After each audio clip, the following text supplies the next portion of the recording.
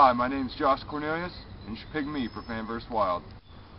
The key to survival is to keep your head about you and keep your priorities in line. That is protection, rescue, water, and food. You can live only a few hours without proper protection from the extreme heat or cold, only a few days without water, and up to 3 weeks without food. Alright, first, we need to find a location for our shelter. And this fallen tree right here is going to be just perfect to give me a little extra support.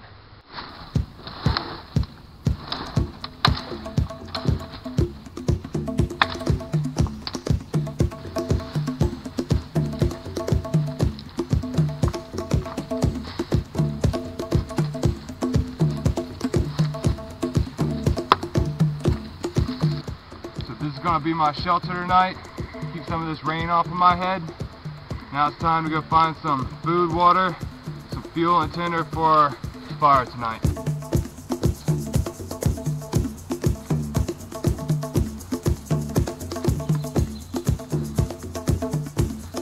The cool thing about these plants is that they're hollow and you can use them as a straw. Since it just rained, I know that this water here is going to be just fine to drink.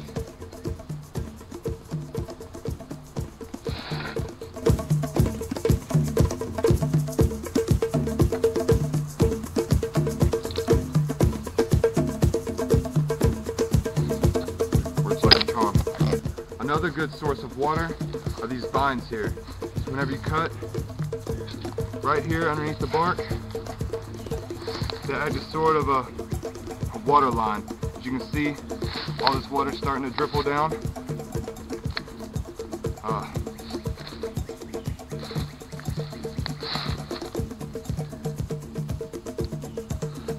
There you have fresh, drinkable water. These dandelions here are perfect for whenever scavenging. The whole thing is edible raw.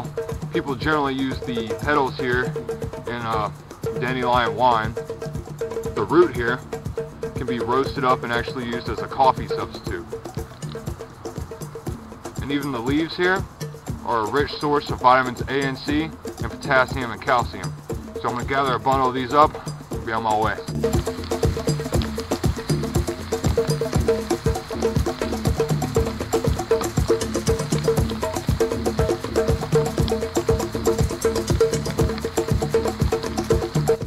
The best food for whenever you're scavenging, small insects, grubs, worms, and you want to find them by looking underneath foliage, fallen wood. And here's got a few worms underneath here.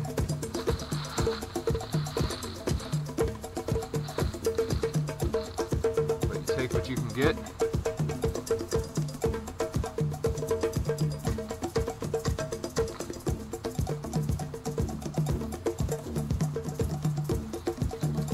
But I mean, a lot more than that, I'm gonna survive. Look what we got over here. Rock.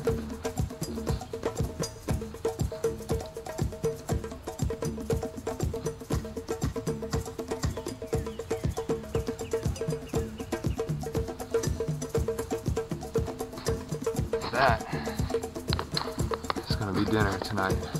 Alright, so we've got our food, we've got our water. Now what we need to look for is some tinder, kindling, and fuel for a fire tonight. And since it just rained, what we're going to look for are vertical lying branches like this, whereas they haven't retained the water from the rain like these horizontal branches here on the ground. So we've got all of our wood for the fire, and it looks like just in time because the sun's starting to go down. A good way of telling how much daylight you got is by putting your hand right up here in between the sun and the horizon, and each finger is going to be 15 minutes. So it's 15, 30, 45, an hour, and then down to the horizon, you got 15, 30, 45, an hour. So we've got about roughly 2 hours before the sun goes down. So let's get a move on and get back to the camp. And there we have our fire. Thanks for watching the video. I hope you choose me for Fan vs.